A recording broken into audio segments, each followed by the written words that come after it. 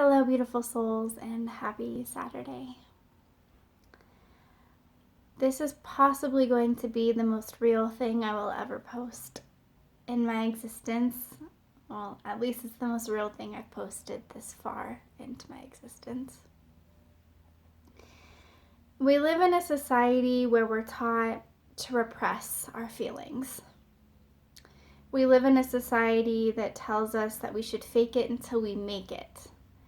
And we apply that to various things. If we don't feel successful, guess what? We fake success until we're actually successful. If we don't feel happy, we fake the concept of happiness, believing that eventually we will actually feel happy. I want to take a giant, mean bulldozer, and I want to blast through that false belief that that's how we should get through life.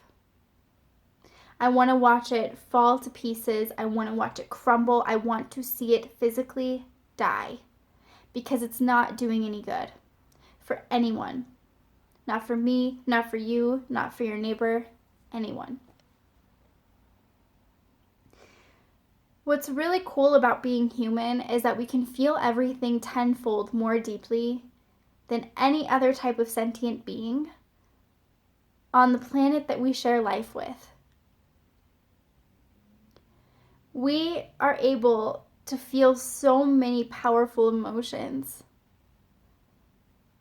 and to have this unbelievable brain that is designed beneath all of this skin.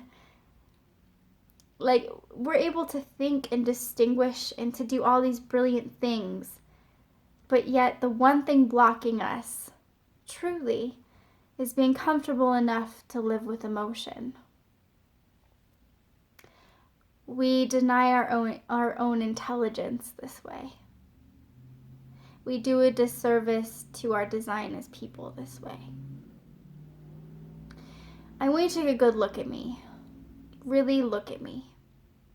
I look like a mess. My mascara, my makeup smudged everywhere for days. My hair, it's a disaster. Honestly, take a good hard look at me, because I am the face of someone who feels everything deeply, and I'm not afraid of it. I have a story I want to share with you. A lot of people know the basis of what happened, but you don't know what I went through, really. One of my friends passed away 2 weeks ago tomorrow.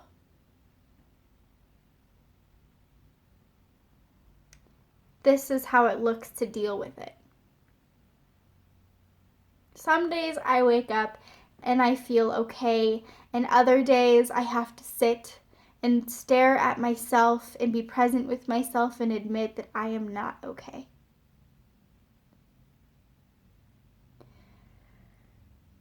My bed is unkept.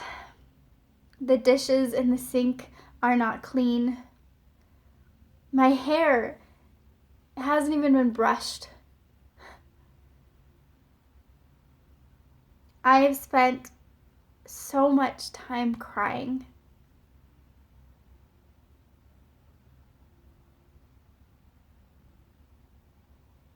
But what I want to stress today is that if you're not okay, it's actually okay. It's better than okay.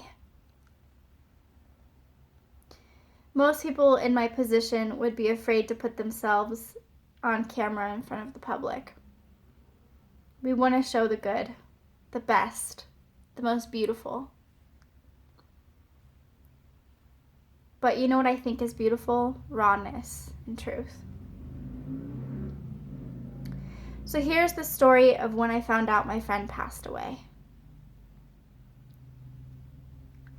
I found out Tuesday night at 10 o'clock. I remember that specifically because I had been feeling off since Sunday evening. Out of the blue, I felt off. I had this sinking feeling that I couldn't get past. And I told Brock at one point I felt suicidal. And I didn't know why. I did not know why. And you can ask him to verify the details of this story. It's all true. I was happy just hours before, and around 3 or 4 o'clock in the evening, I started to sink really deeply into something I couldn't claw my way out of. I reached out to another friend, Zachariah, who I trust with these feelings. He's really good at feeling other feelings and helping you to work with them, and I needed that. And I reached out to him and told him I'm falling apart. And this was Tuesday. This was Tuesday afternoon. I was still falling apart at the seams, and I didn't know why. And we had a really good conversation. It broke through a lot of things. And I told myself I need to get out of this house. I need to go swimming. Swimming is my way of feeling light, of being free, reminding myself of the miracles that are around us. Water is a miracle. I love being so immersed in that beauty. That's what uplifts me. So Brock and I went to the pool so I could be uplifted. When I came back, I started feeling somewhat okay, still a little bit off. I sat on my couch within 3 minutes of being home, and I scrolled through Facebook. The first thing in my feed that I saw was my friend's sister writing a tribute post to his life. I turned ghost white. The world around me started to cave in, and Brock and our roommate were like, "What's wrong with you?" Because I was okay a few seconds ago. And I ran away saying it's my fault. And I hid in my room and I collapsed on the floor and I cried and I cried and I cried until I could no longer cry. And Brock followed in after me and he said, What's going on? What's your fault? I don't understand. And I told him, my friend is dead. And it's my fault. And you could be asking, why on earth would it be your fault, Portia? Why? I didn't know the details of my friend's passing. But I had this feeling like I left him alone. And I explained to Brock he had reached out to me so many times and I wasn't present for him. I wasn't present because I didn't know how to be present. I was so focused on fixing my internal and external world that I shut out the people that mattered to me because I was so focused on going inward so that I could glow and be brighter of a person outward. Because I had so many pieces of myself that needed to be healed. And he reached out to me saying he was depressed. Really depressed. And he wanted to know how to get through it. And I responded once. I didn't carry on the conversation. And I told myself I'm inadequate right now. I can't help and I'll get back to him later. Let me tell you a fun story about later. There's no such thing. The end.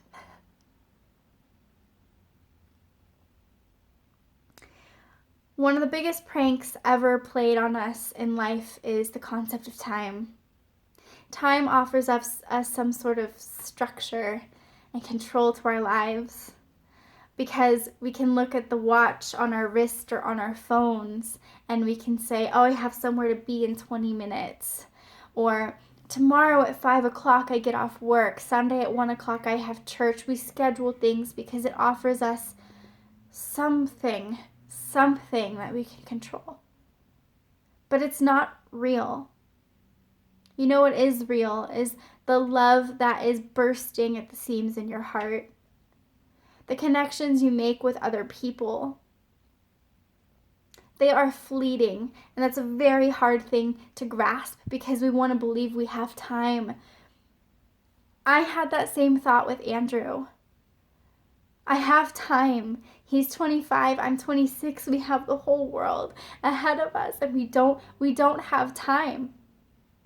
That was the message that came crashing down on me. And what's so ironic is that a lesson like that can only be learned when you're in a position where time feels like it's stopped.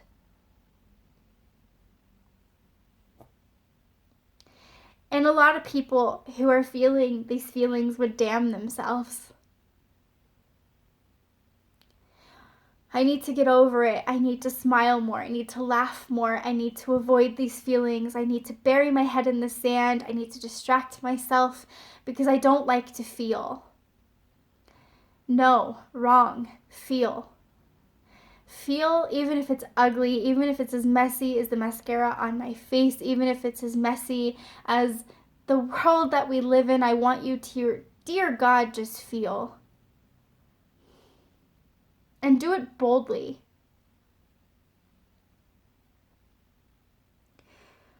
One of the traits that my friend had that I loved was his compassion and his willingness to feel.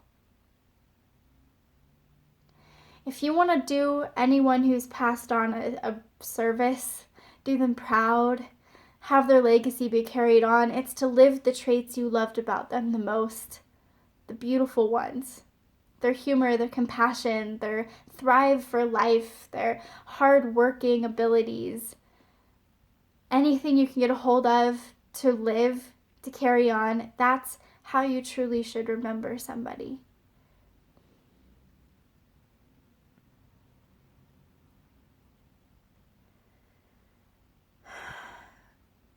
I'm tired of people faking it,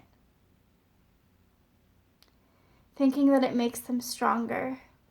Do you know what makes you stronger? When you can look in the mirror at your own soul, stare yourself in the eyes. It's hard to hold eye contact with yourself because they say eyes are the windows to the soul, and they are. They hold all of your secrets. They hold all of your insecurities, all of your demons. They hold all of your truth, your lies. They hold everything. Staring yourself in the eye is not easy. But it's empowering to stare at yourself and say, I am not okay. And that is very much okay. The only way to grow as a collective is to sit messy as all hell and feel. Through the broken heart, through the sadness of somebody who's not physically with us anymore. Even into the things that are uplifting, like the happiness of doing something good for somebody else, or reaching some sort of aspect of the perception of success that we hold. That's how we grow as people. If you want to have true connections with your fellow human, you have to be willing to feel. You have to be willing to grow with it instead of hide from it. Fake it till you make it bullshit. I say feel it until you grow.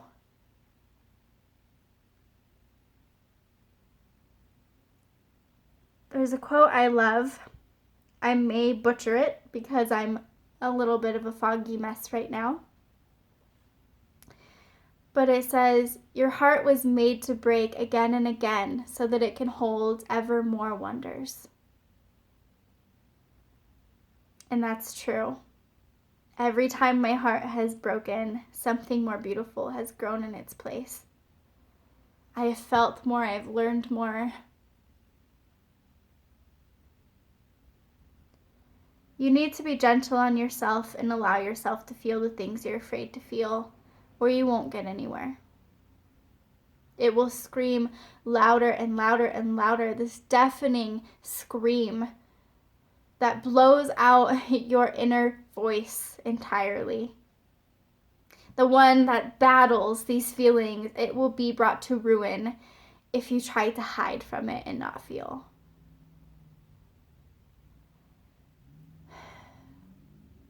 So do me a favor and feel today. Remember those who we loved that we lost, whether it's romantic, friendship, physical, non-physical. Feel it.